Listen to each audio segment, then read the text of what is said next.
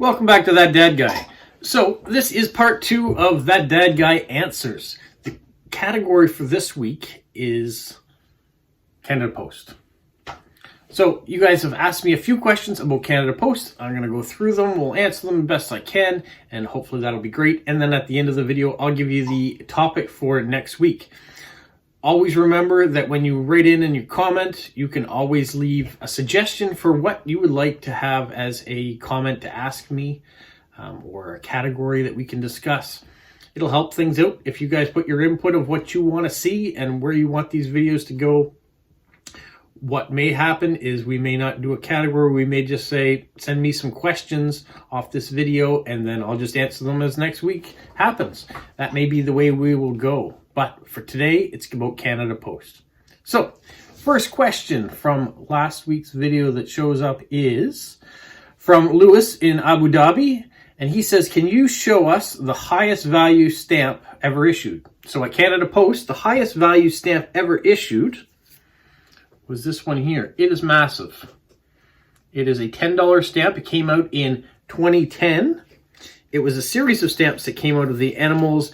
There was a $2, a $1, $5, and $8 stamp. The maximum value that we hit was a $10 stamp.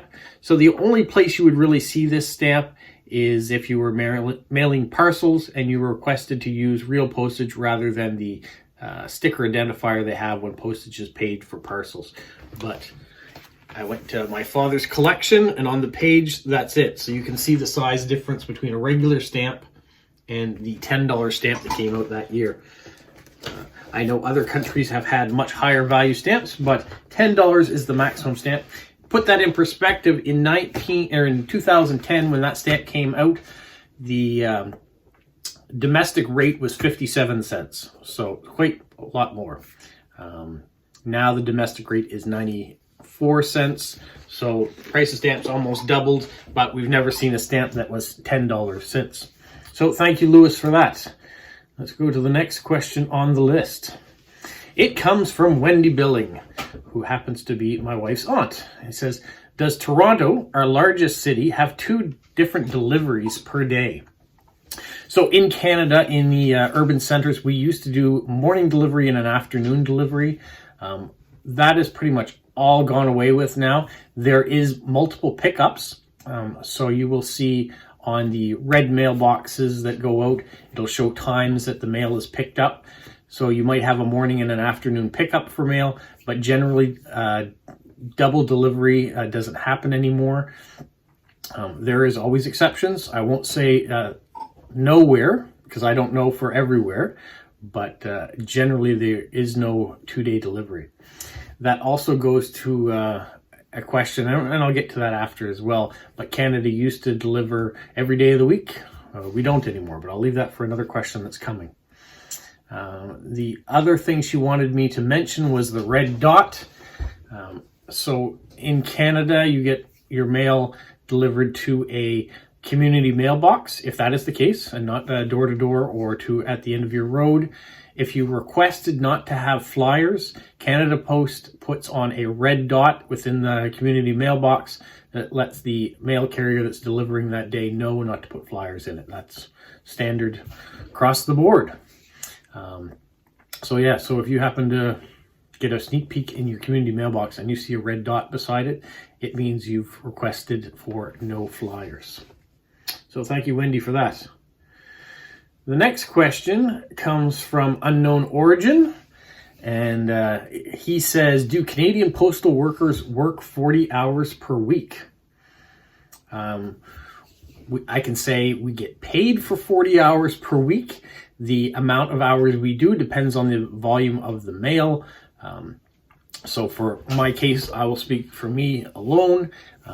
If I can get my route done in quicker than 8 hours a day, then I don't work the extra hours, but I still get paid my regular salary.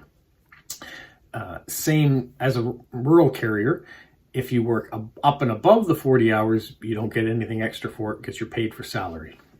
So there's assumption that there'll be an average, that some days you might have to work longer than 8 hours, and most of the time you will work under your 8 hours. Now, To be specific for Canada Post, there are many different jobs within Canada Post, and you may do a 9-to-5 type job, and yes, you're going to work your 40 hours a week. You might be working in the plant sorting for a specific amount of time, or you might be in a postal outlet where you're working a counter, or you may be a driver that's delivering the mail to the different post offices. There's all sorts of jobs that are out there. So some employees are going to have set hours, and others, like myself, will have a job based on the amount of volume of mail or parcels that need to be delivered. And then the second part of that question is there mail delivery on Saturdays? And the answer to that is no. We are a Monday to Friday operation for delivery. There are people that work on Saturdays and Sundays inside plants to make sure that the trucks keep going out and get to their destinations for Monday and that the parcels are sorted. But as a letter carrier or a rural mail carrier, they are Monday to Friday only now. And there is talk of maybe even going down to a 4-day work week. I know some countries are already doing that. It would all depend. The letter volume has come down, but the parcel volume has gone up. So it might really impact, if you went to a 4-day delivery, it might impact small businesses and others. So for right now, we are 5-day delivery, no deliveries on Saturday, but there are some Canada Post employees that do work on the weekends. Are there any other areas that you or other Canadian postal carriers deliver mail house, or are all the houses grouped together like the mailbox that's shown by my house? So by my house, I have a community mailbox out front that you'll see at the end of some of my post crossing videos that I go to drop off my mail or go pick up my mail from. But yes, my neighbor, who is right next door to me, he is the last house in the subdivision in that section that gets mail delivered right to his door. So he's not in a community mailbox, but yet I am, and I'm next door. It's just when the houses were built and how the neighborhood was subdivided for the different routes. So yes, there are still houses that have door-to-door delivery, we call it, and that's across the board. There was a push a while ago to get everybody out of door-to-door and put them all in community mailboxes, but that was stopped. And for right now, we still have some areas that are getting door-to-door delivery. And there are other houses that have mailboxes at the end of their driveway that are like the old ones that have the flip up. Just to give you an example. Not that you want to see this image, but you might have a mailbox like this that's sitting on a pole at the end of your driveway, and you put the flag up when there's mail in it and down when there's nothing in it. So yes, we still have mailboxes like that are out there that are getting delivered to. And so let's go to the next. Is there another question on that? Any funny, happy, or unusual or interesting stories involving the people to whom you deliver mail, or maybe their pets greeting you? All right. Well, lots of questions from unknown origin.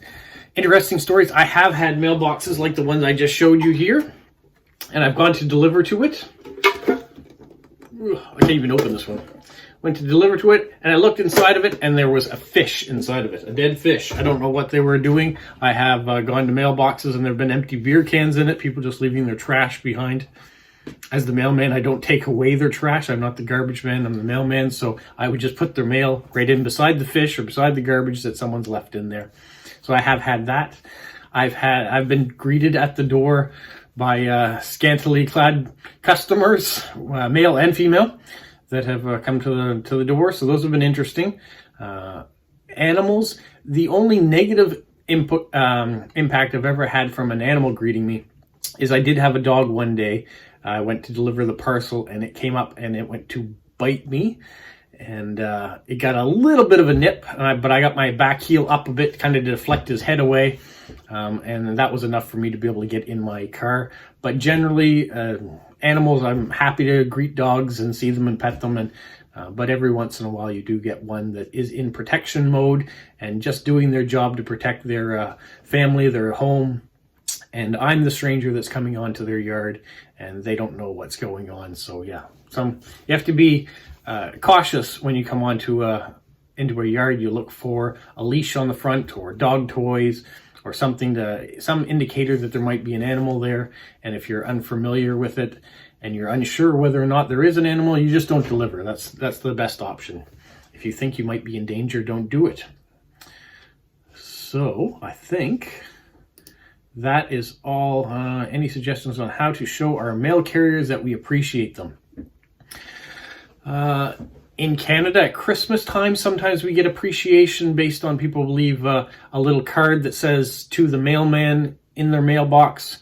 I've had Tim Hortons gift cards left for me, boxes of chocolates, nice cards, some Christmas ornaments, all sorts of things like that. Very appreciated, especially at Christmas time when we're working extra hard to try to get all your stuff to you and as in the best condition that we can. Especially in the winter, it's harder to travel, so it is very appreciated. You're not finding it as much, especially in the urban centers. People just don't do that. They're not leaving anything in their community mailboxes for their mail carriers generally anymore. But those that still carry on the tradition, we thank you for that, and that's always appreciated. I know it was a Mail Carrier Appreciation Day on February the 4th, and some countries celebrated that, and I did see a few images that were posted of people leaving things out for their mail carriers, so that was nice. And let's see if we have anything else.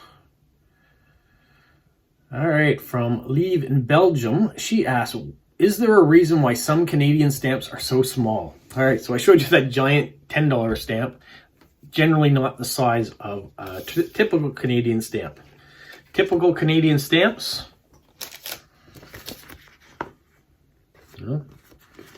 these are decent size, but we have these ones. They're itty bitty in comparison. These are all domestic stamps, and depending where you are, so Lieve in Belgium, if you get a stamp, you might get one that's this size, that's international postage rate. So that would be typical. If you get one stamp like this, that's $2.71 is the value of it. That's an international stamp. But if you get someone like I've been doing lately, I take 3 of these stamps, which are the domestic ones, and put them on an envelope. Now you might get one of these, and then one little one to throw them all together. They're worth the same amount. I'm not sure why they produce them in different sizes. I know on some postcards, I prefer to send these little ones because it gives you much more room to write and to put your stickers on and just to decorate the card, rather than having to put 3 stamps that are this size on a postcard. It doesn't leave you as much room. But on an envelope, standard envelope, the little stamps really don't take up a lot of room. So is there a reason why there's some small ones? No, we have all sorts of sizes. But you might tend to see the smaller ones because if someone just puts one international stamp, that's the size of an international stamp, not the ones that I showed you that are domestic. Hopefully that answers that question. Let's see if there's another one. All right, here is from Yulia in Russia. She says, her question is it common for men to work at Canada Post, or am I the exception? In Russia, mostly women work for Canada Post because of the low salaries. Well, Canada Post doesn't have low salaries in Canada. We are a union environment, which usually means that our rates are a little higher and our salaries are a little higher for that. In Canada Post, we are divided into 2 sections. There's 50,000 people that work for Canada Post. 6,000 are on the rural side and 44,000 are on the urban side. So of the 44,000, most of them are men. So the people that are working, delivering mail as letter carriers in the cities, or working in the post offices, or working in the plant, the majority of them are men. On the rural side, where I am, 70% are women and 30% are men. And that, in the past, has been attributed to lower salaries because the rural side, we traditionally get paid less than the urban side did. One of the reasons for that is that we weren't unionized until recently. And so you had to bid on how much you were willing to work for, basically, if you wanted to do your job. So there was a lot more women that did this job, and they got paid less for doing that. Now it has become more equal playing field, and we have more benefits in the union. So overall, to answer your question, there are more men that work for Canada Post than women, but it also gets broken down between urban and rural, whether the majority is men or women. So I hope that answers that question for you. And I believe that is the last question I have on Canada Post. So next week's topic, I'm going to put it out to an open one. I want to have a week for you to just ask me questions off of this, and then I will answer those. So we won't have a category for next week. If you do have something specific you want me to delve more into, leave me a suggestion for a category you'd like to have for one of the weeks. But next week is going to be open questions, and hopefully I can answer them all. And I appreciate all the questions you guys have posed so far in this one and the one before. Hopefully you're enjoying this little mini series, kind of a break away from stamps and postcards and Lego and all the other things that I get to talk about. But I like the variety, and hopefully you like the variety in the videos, that they're not always the same. So for now, stay safe. What, Polo? You say like, subscribe, share, and tell all your friends? Who's a good boy? Who's a good boy?